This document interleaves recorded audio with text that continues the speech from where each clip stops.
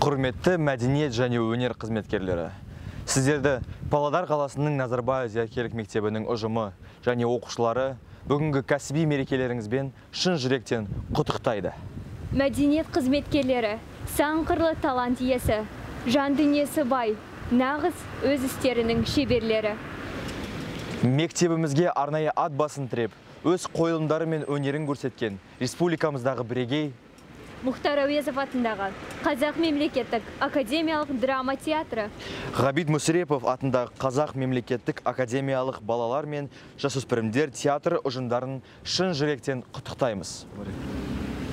Осы орайда мектебімізбен қоян-қолтық араласып, рухани байлығымызды дамытуға зор үлесін қосып келе жатқан Жүсіпбек Аймауытов атындағы Павлодар облыстық қазақ музыкалық драма театры, Чехов атындағы облыстық драма театры, Иса Байзақов атындағы Павлодар облыстық филармониясы, Естай атындағы мәдениет сарайы, Бұқар Жырау атындағы облыстық әдебиет және өнер музейі, Потанин атындағы Павлодар облыстық тарихи өлкетану музейі, Багаев атындағы музей үйі, облыстық көркем сурет музейі, Торайғыров атындағы облыстық кітапхана ұжымдарын шын жүректен құттықтаймыз.